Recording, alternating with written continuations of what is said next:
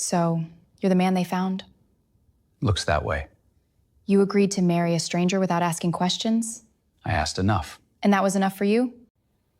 Usually people tell you who they are before they speak. And what do you think I am?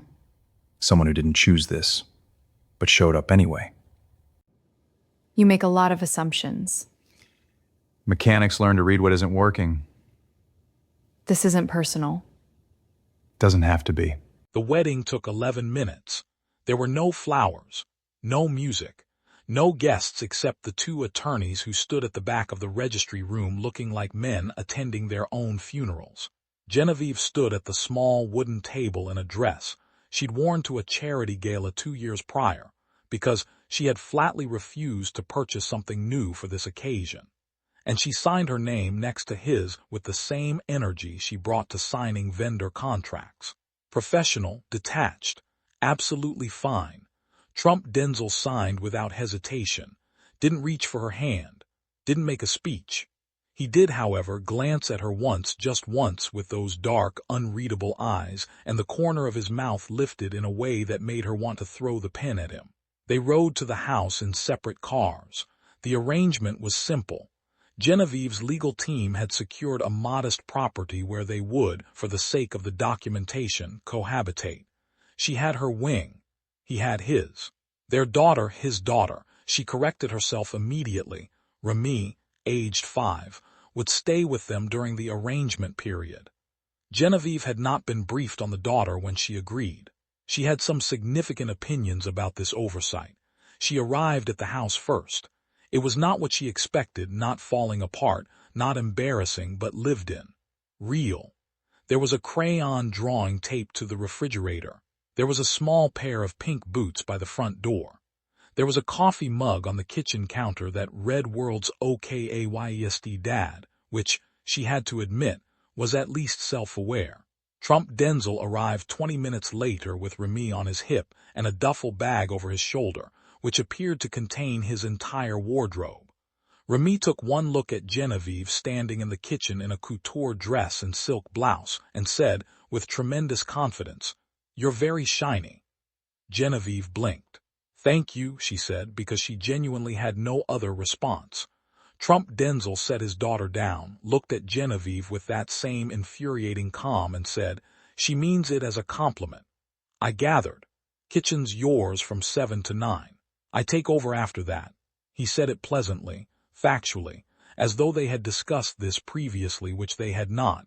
Remy's allergic to tree nuts. There's a list on the fridge. The Wi-Fi password is on the router. And then he walked down the hall.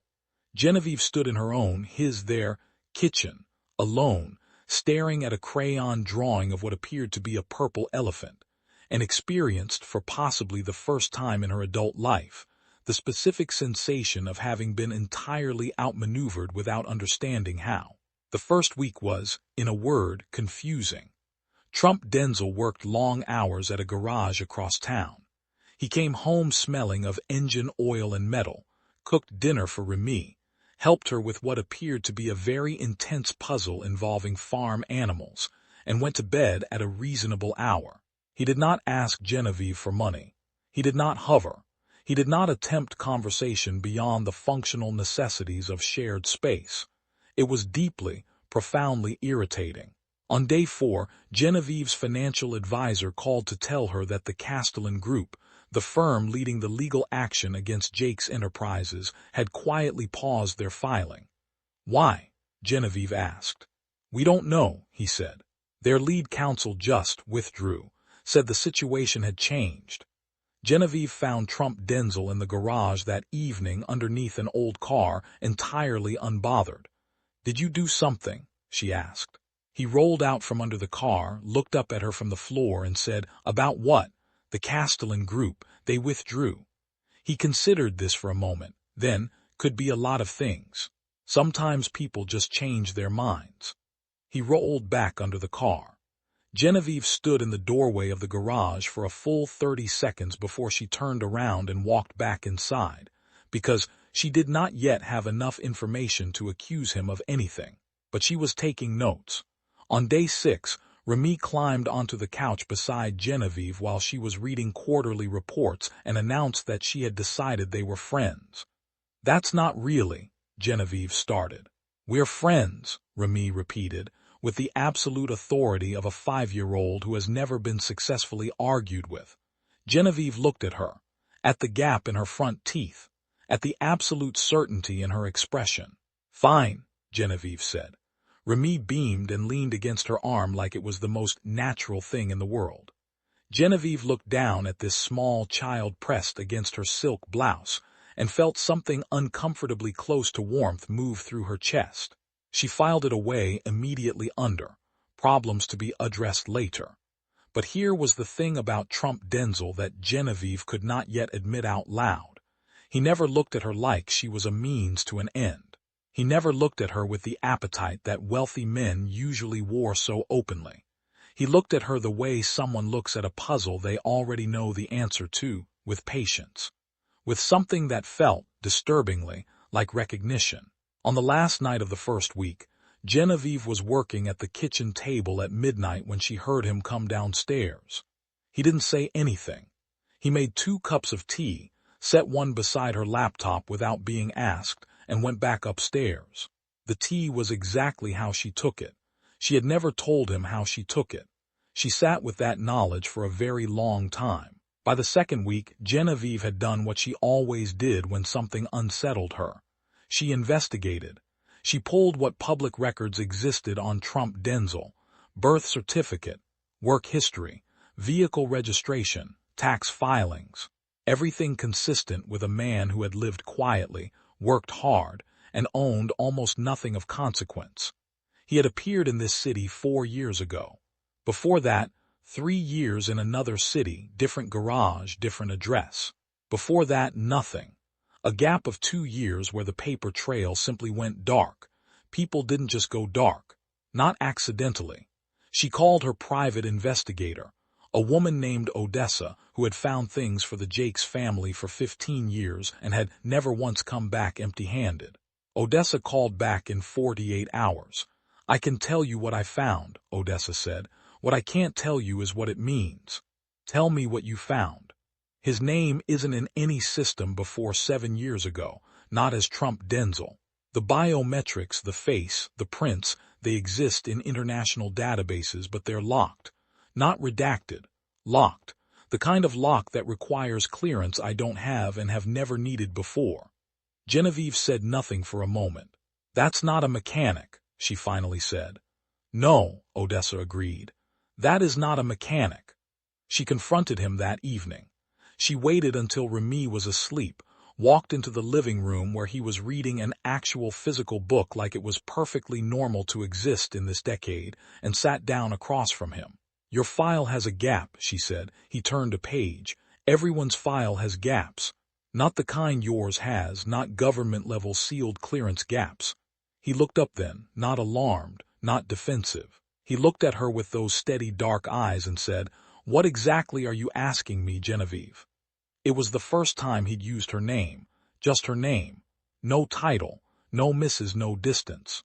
Just the word in that low, unhurried voice, and it landed somewhere in her sternum in a way she deeply resented. "I'm asking who you are," she said. "Actually." "I'm your husband," he said.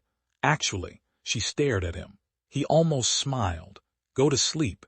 You've got the Hargrove board meeting tomorrow and you're going to need to be sharp." Genevieve froze. "How do you know about the Hargrove meeting? That's not public." He looked back at his book. "Good night, Genevieve." She did not sleep. Not well, anyway. The Hargrove meeting the next morning was brutal. 3 board members had been quietly turned against the Jakes position by a competing firm, a coordination that should have taken months to arrange, and which Genevieve's team had not detected until it was nearly too late. She held the room by sheer force of presence and preparation, but walking out she knew it had been close. Too close. She arrived home to find Trump Denzel in the kitchen helping Remy decorate what appeared to be a catastrophically lopsided cake, both of them covered in flour, Remy narrating the entire process in real time with the energy of a sports commentator. "The frosting is going there now, Daddy. That's a strategic choice." "Very strategic," he agreed seriously. Genevieve stood in the doorway. He glanced at her, read her face in about half a second. How bad? Board was compromised. Werner Group. He nodded once, handed Remy the frosting bag. Okay. Okay, she stepped into the kitchen. Okay is not. The Werner Group has been dismantling companies for 20 years. They won't move on Jake's. You can't know that. He looked at her steadily. They won't move on Jake's, he said again. Quiet. Certain. Final. 3 days later, Werner Group's lead acquisition partner announced he was stepping back from all active projects for personal reasons. The Werner Group did not move on Jake's. Genevieve stood in her office holding the news alert on her phone and felt the first real crack form in her understanding of reality. She went home early that evening. Remy was already in bed. Trump Denzel was on the back porch, looking out at the dark garden with a cup of coffee, and Genevieve sat beside him because she didn't know what else to do. They didn't speak for a while. Remy asked me to teach her to play chess, Genevieve said eventually. She'll beat you in 3 months, he replied. She's 5. She's 5 and she's been watching me play since she could sit up. 3 months is me being generous. Despite everything, the confusion, the fear, the growing terrible suspicion, Genevieve laughed. Actually laughed. Short and surprised, like it caught her off guard. He looked at her when she laughed. Not with triumph, with something quieter, gentler. She looked away first. Later, lying awake in her room, she turned over the things she had not yet let herself fully form into a thought. He had known about the Hargrove meeting. He had known Werner Group wouldn't move. He had known how she took her tea. What else did he know? And the question that was becoming harder and harder to ignore, the question that sat at the edge of every interaction like a door she hadn't opened yet. How long had he known it? It was Remy who broke it open. As it often is with children, they walk into the middle of things adults are carefully, elaborately tiptoeing around and simply announce what everyone else has been afraid to say. It was a Tuesday evening, completely unremarkable on the surface. Genevieve was at the dining table with her laptop. Remy had migrated to the chair beside her. This had become a habit that Genevieve had stopped pretending to discourage, and was drawing while Genevieve worked, providing a running commentary on her artistic process that required very little input but apparently benefited from an audience. This is you, Remy said, holding up a drawing of a tall figure in what appeared to be a yellow rectangle. Is that a dress? It's a force field, Remy said. Genevieve stared at her. A force field. Daddy says you wear one. He says it's because you're scared your feelings will get too big and knock things over. She paused thoughtfully. I think that sounds kind of cool actually, like a superpower but sad. Genevieve set down her coffee very carefully. Your daddy said that. Mum, he also said you're the most interesting person he's ever watched. Remy added purple dots to Genevieve's force field with the serenity of someone delivering completely normal information. He watches you a lot. I've noticed. Genevieve did not respond. She was occupied with the particular experience of having been described, observed, and apparently understood by a man she had known for under 3 weeks. Described accurately. She could admit to herself in the privacy of her own skull, in a way that most people who had known her for decades had never managed. She found Trump Denzel in the garage, because she was beginning to understand that the garage was where he went to think, and she had some things she needed him to explain. The most interesting person you've ever watched, she said from the doorway. He straightened up from under the hood of the car he was working on. His face did the thing it sometimes did, a fractional softening that he reined in almost instantly. She talks too much, he said. She's 5. It's her job. Genevieve stepped inside. How long have you been watching me? He looked at her for a long moment. Then he reached over, picked up a cloth, cleaned his hands with the careful attention of a man deciding how much to say.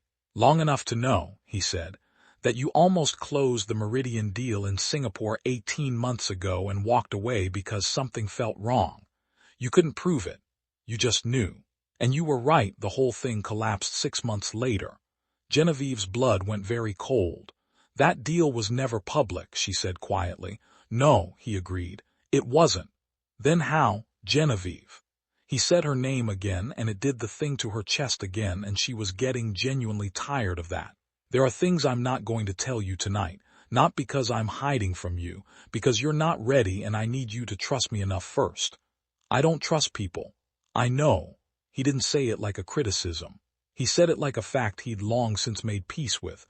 I'm not asking you to yet. He went back to the engine. She stood in the garage for a long moment. The Meridian collapse took out 4 firms, she said. People I know lost everything. Yes. And you knew it was coming. I did. Did you stop it? A pause that lasted exactly 1 heartbeat too long. I stopped it from being worse, he said. She walked back into the house. She sat in the kitchen. She looked at the purple elephant drawing on the refrigerator for a very long time.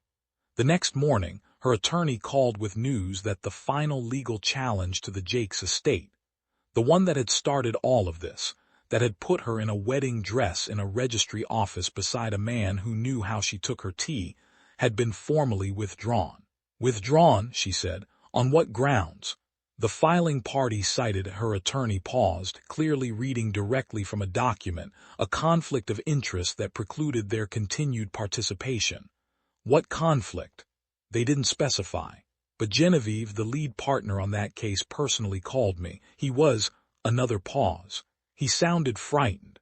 After she hung up, she sat for a very long time in her office. The legal threat was gone. The marriage technically could be dissolved. She could walk away. Clean. Empire intact. Done. She sat with that option and examined it from every angle, the way she examined every deal and every decision, with complete emotional detachment and total strategic clarity. She did not want to walk away.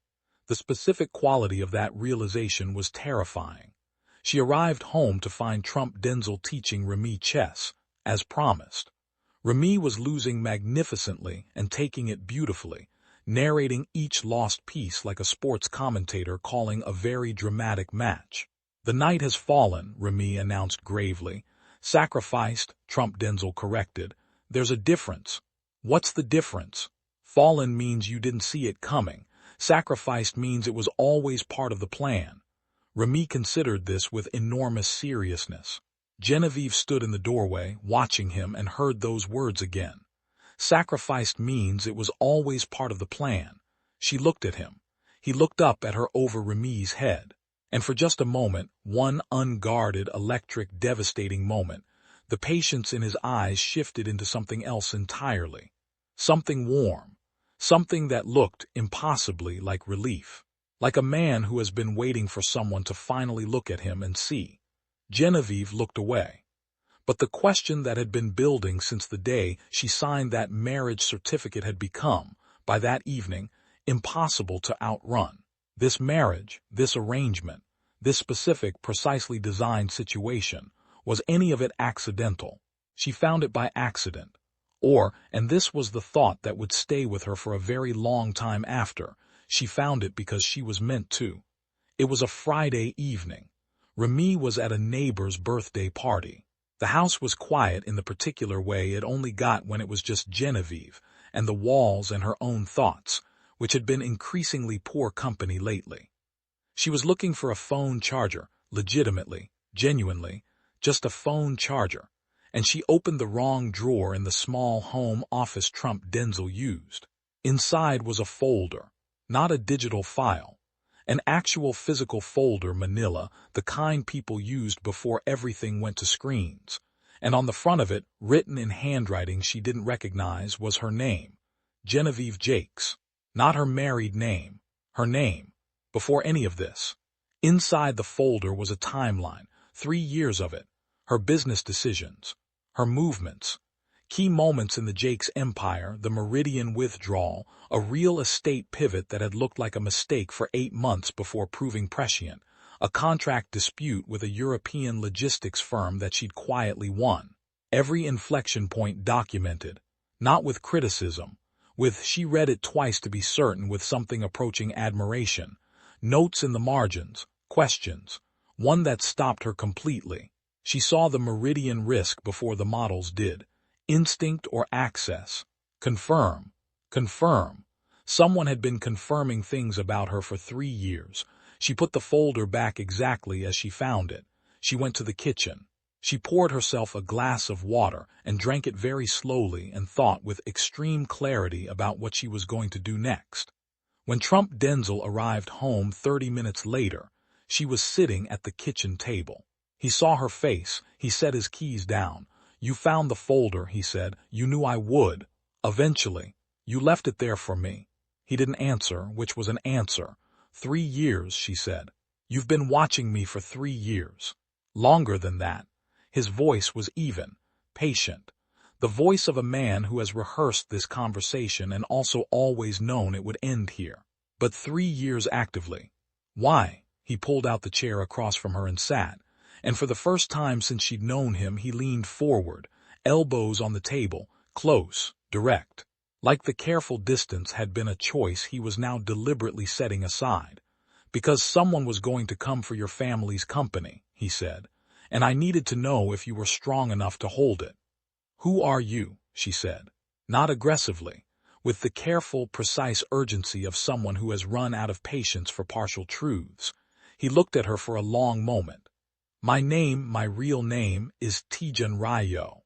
I ran the most significant private intelligence and asset protection network in the world for 11 years. He said it the way he said everything, quietly, without performance. "I went underground 7 years ago. Reason I'll explain another time. Trump Denzel is a cover identity I've maintained for 4 years. The room was very quiet. The legal clause," Genevieve said, "the one that forced this marriage, exists," he confirmed. "It's real. It was also flagged to me 2 years ago by someone I trust, who told me it could be weaponized against your family. I had 2 options. Neutralize the people planning to use it, which would have created larger problems, or manufacture the circumstances under which I'd have to use it myself. And end up here," he finished. She stared at him.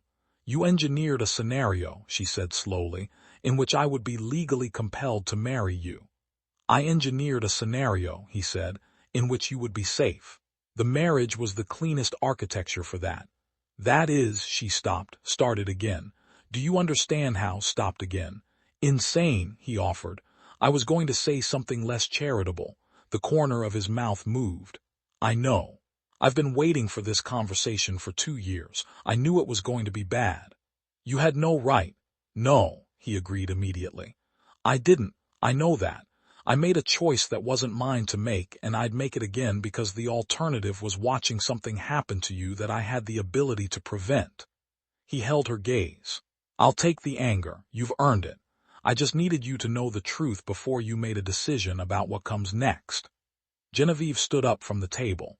Her hands were steady. She was good at steady. She'd built her whole life on steady, but somewhere beneath it everything was moving. "What comes next?" she repeated. "The legal arrangement technically ends in 30 days. You can walk. Everything will be in place to protect the company going forward." He paused. "Or it doesn't end, your choice. Only yours.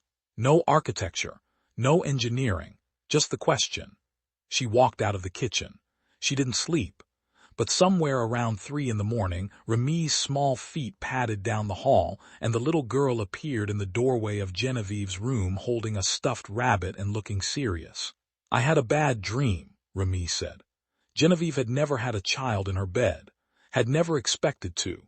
She looked at Remy, at the gap-toothed, chess-playing, force-field-drawing small person who had decided they were friends on day 1 and had been unerringly correct about it. "Come on then," Genevieve said. Remy climbed in beside her, arranged herself with great ceremony and said, eyes already closing, "Daddy's going to mess this up if you let him, you know. He's not good at asking for things." "I noticed." "You have to ask him back," Remy said. "That's how it works." She was asleep in 2 minutes. Genevieve lay in the dark with this child pressed against her side and understood, with the quiet devastation of someone finally letting a truth land completely, that she was not walking away in 30 days. She was not walking away at all. 29 days. Genevieve did not bring up the conversation again for 29 days. She did not avoid him either. She was not built for avoidance.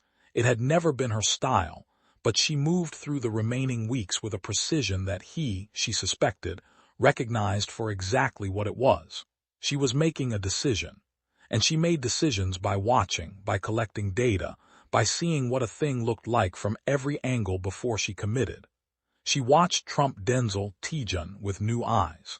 Or rather, with the same eyes, but without the scaffolding of assumptions she'd built around the view. She watched the way he was with Remy, the complete, unhurried quality of his attention toward her, the way he listened to a 5-year-old's detailed theories about why clouds were just sky pillows with the same focus he presumably brought to dismantling global financial threats.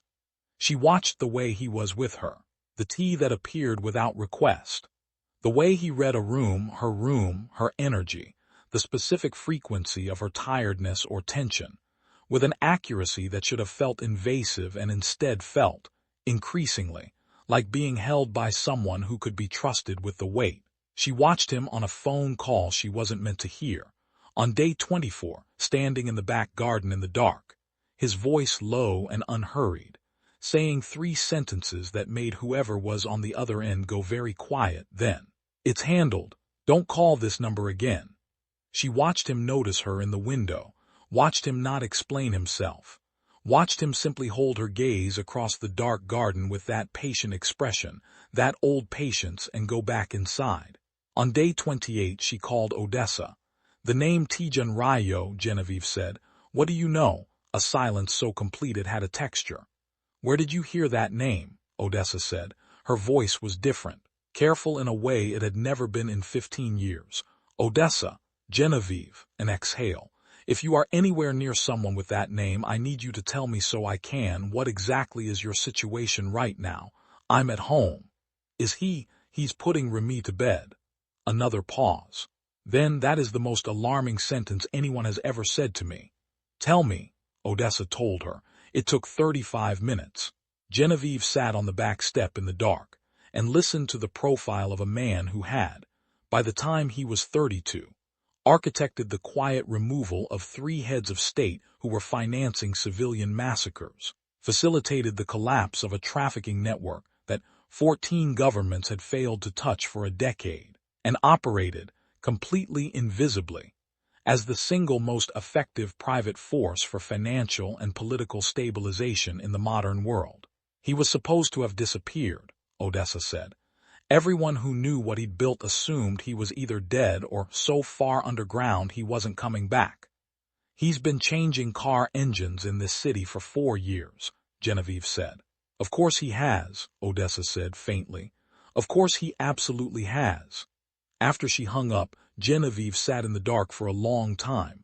She thought about a man who could have had anything, who had dismantled himself entirely and rebuilt something small and quiet and real, with a little girl and a coffee mug and flower on his shirt.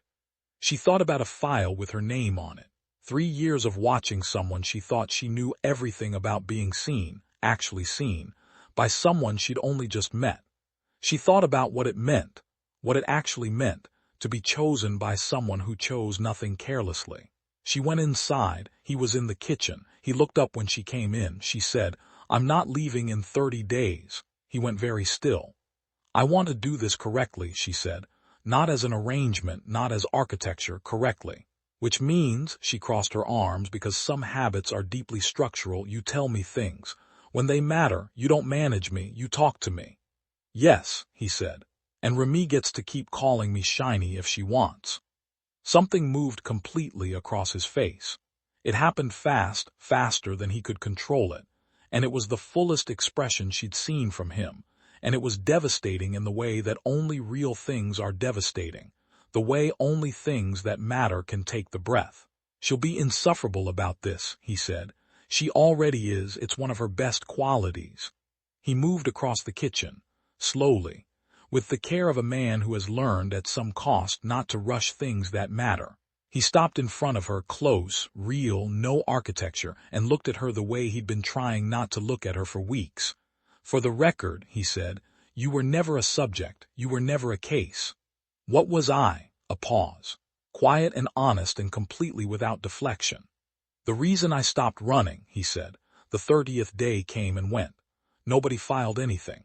3 months later, Remy beat Genevieve at chess for the first time, grinning so wide her face could barely contain it, and Trump Denzel leaned over from the couch where he'd been watching and said, to no one in particular, "Told you." Genevieve threw a couch cushion at him. He caught it, of course he did. A year later, Genevieve Jakes signed a document that had nothing to do with legal clauses or corporate loopholes. It was a mortgage for a house with a proper garden, a garage that Trump Denzel immediately claimed, and a bedroom painted entirely yellow because Remy had strong convictions about natural light. The Jakes empire didn't just survive.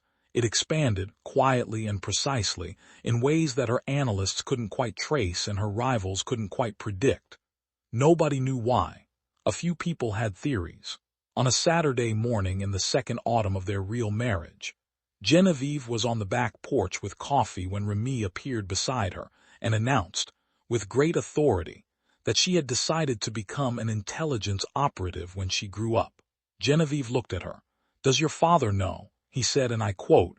Remy adopted a very serious face over his dead body. "And what did you say?" Remy grinned, gap-toothed, completely undeterred. "I said that was not a strategic response." Genevieve laughed.